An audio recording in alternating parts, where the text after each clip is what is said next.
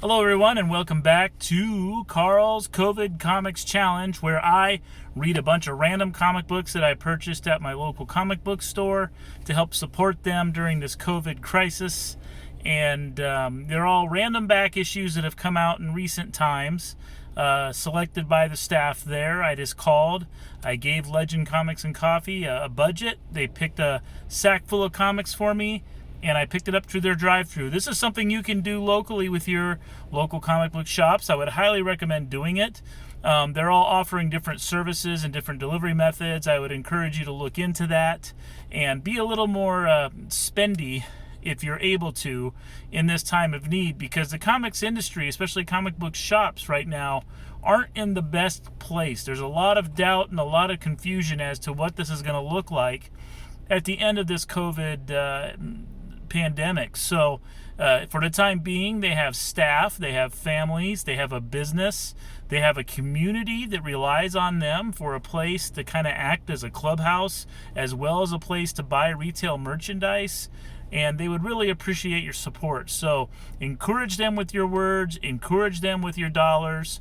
If you don't have a local comic book store, this would be a great time to make friends with one. I have two fantastic ones that you can borrow from me if you need one. Escape Pod Comics and Legend Comics and Coffee.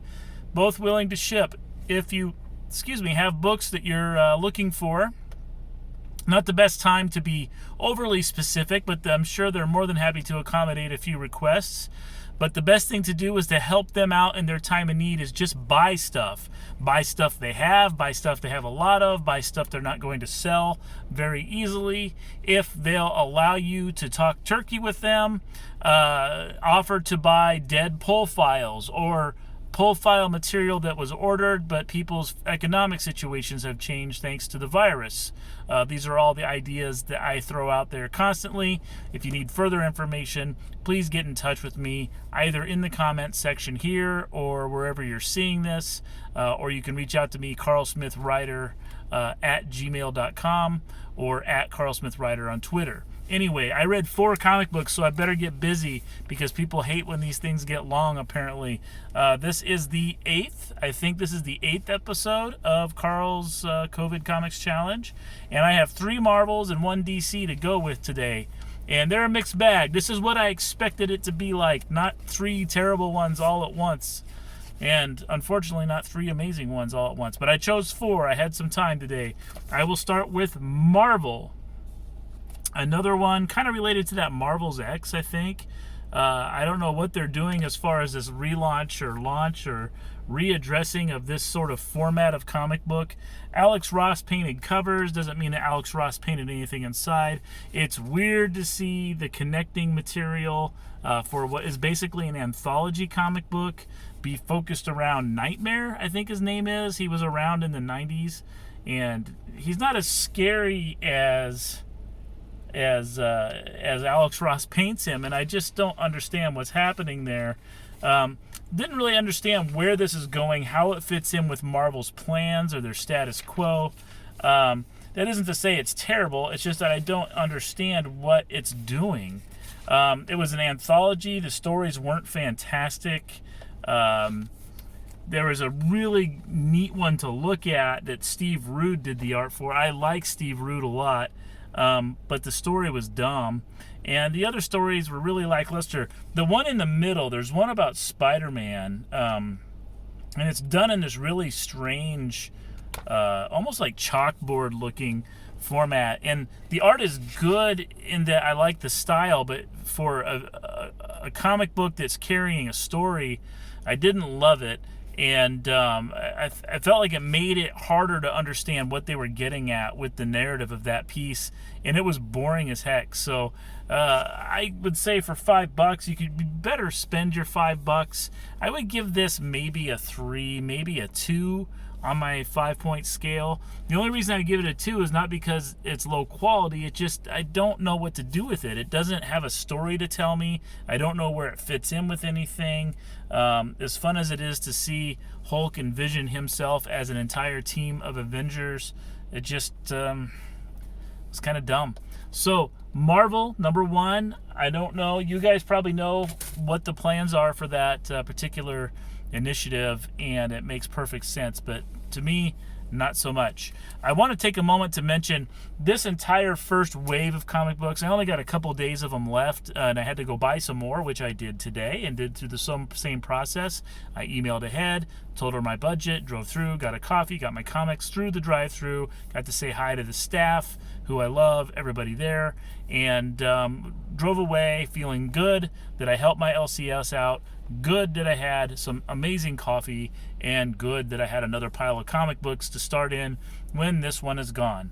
But one request I made this time was not to make it all number ones, because as I think what they were trying to do was help me out by not wasting my time by giving me a bunch of random comic books, which was almost guaranteed to give me a headache. They wanted to give me number one so I could get in on the ground floor, and if I liked it, I could continue the series and maybe start another pull file with them, or at least on my subsequent trips back, ask for the continuation of those stories. And I think it was very nice of them to consider that. And number ones, typically they order extra of because they're number ones, and we're idiots as comic fans, and we buy in and we bite on that number one every time, just like a fish going after a worm on a hook. But I think I can't read this many number ones in this short amount of a time. It's all establishing new universes and new characters and new status quos and a plot, and it's all building. It's like watching 100 superhero movies where it's the origin, and it's exhausting. And the ones that jump into the middle of the story, I almost appreciate them more, as long as they're able to at least kind of drag me along. Again, that Green Lantern, I have no idea what's going on in that. Fantastic story. I enjoyed that book.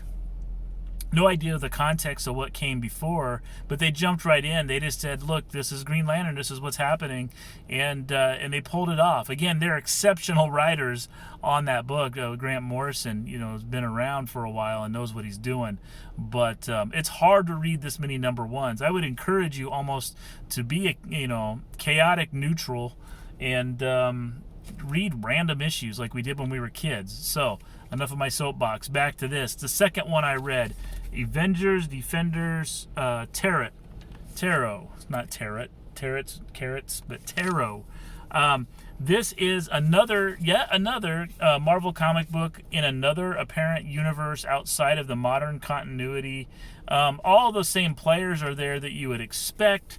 Actually, there's a lot going on in here that would almost make me think that this is a comic book tailor-made for me, because Diablo is the main villain so far that they've propped up, and I freaking love Diablo.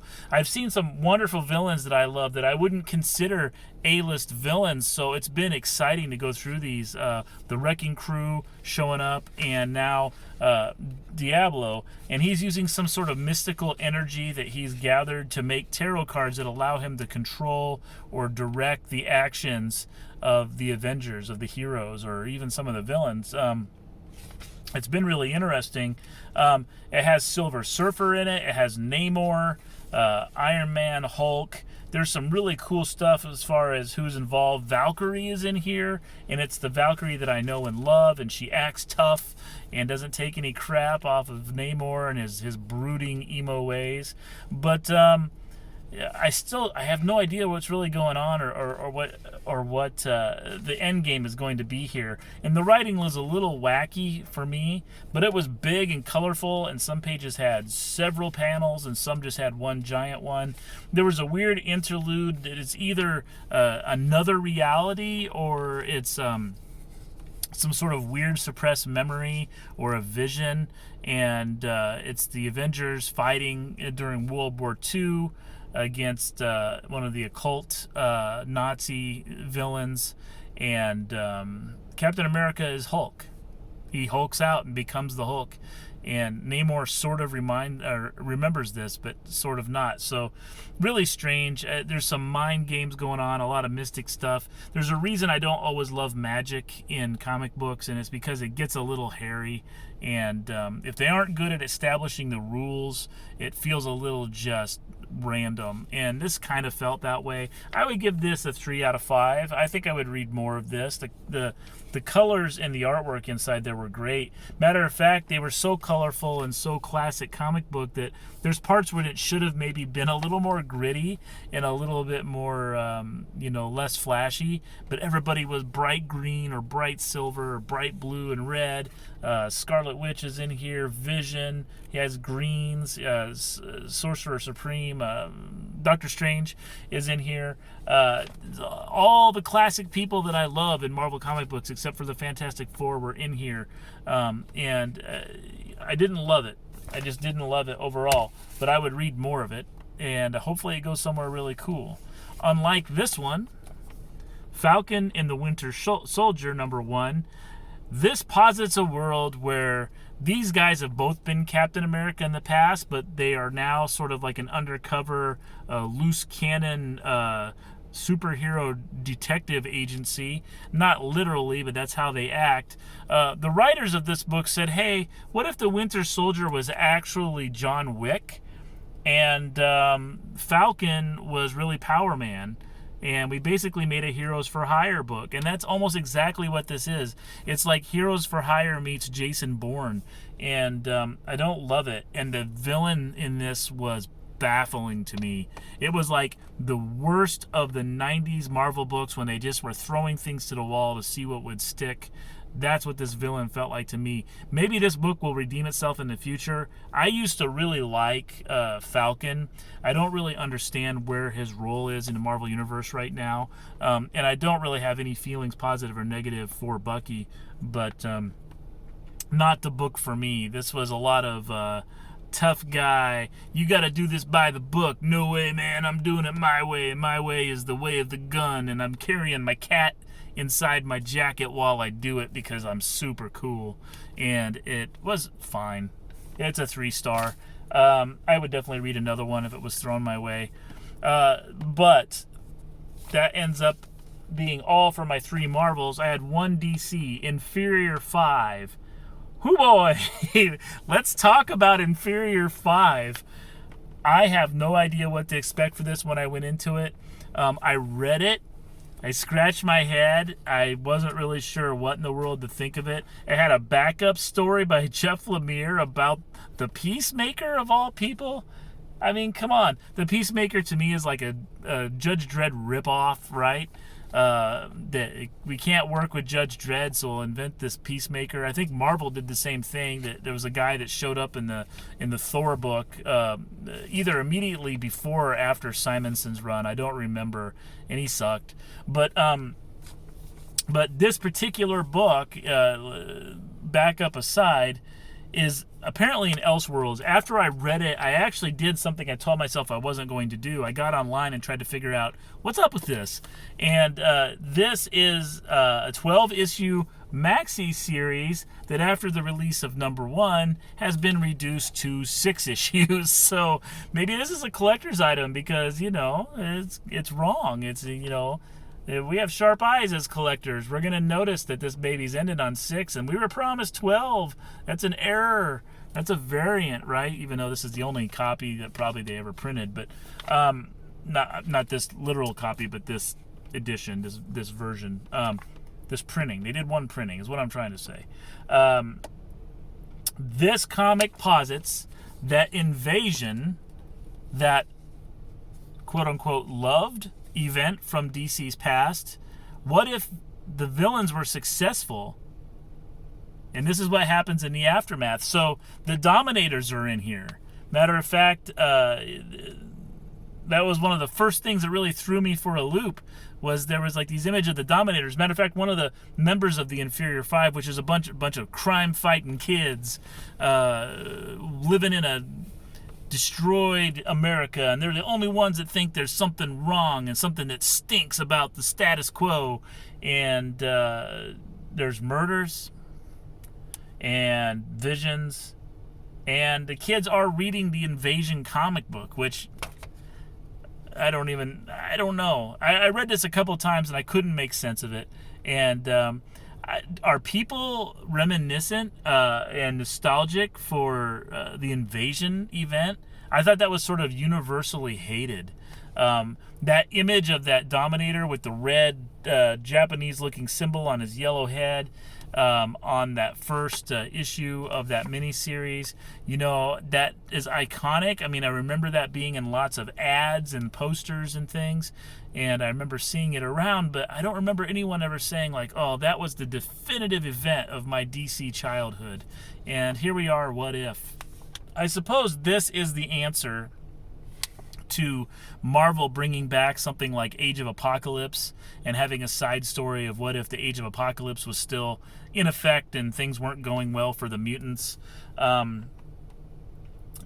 was things that came about with that invasion plot line involving the metagene and all these things that I don't remember very well, and I don't know if this is kind of toying around with how far can we push this idea. I don't know what the purpose of this is. I didn't think that there would be a market for this. As a side note, one of the things I found out when I kind of peeked in to see what was up with this is the Inferior Five is actually sort of a superhero group that they toyed with in the past, maybe in the Silver Age, and they sort of reassembled it.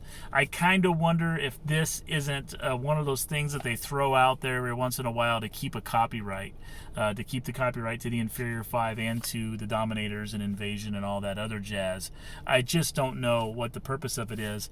I tell you one thing, Keith Giffen, is on this book, and I'm gonna double check because I don't want to slander the guy. Yeah, Keith Giffen did the main story, and it looks terrible.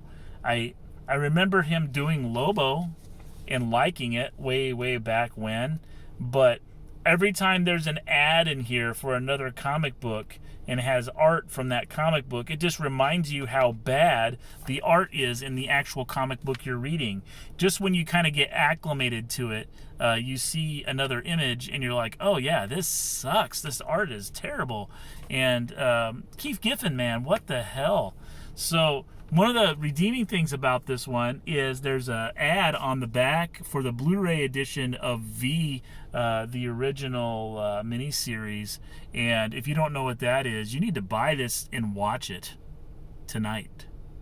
Matter of fact, check with your LCS and see if for some reason they're selling the miniseries on Blu-ray or DVD, and if they are, buy it from them. If not, find some place to buy it and watch it, because it is probably, along with Shakespeare, the finest and most important of man's fictional.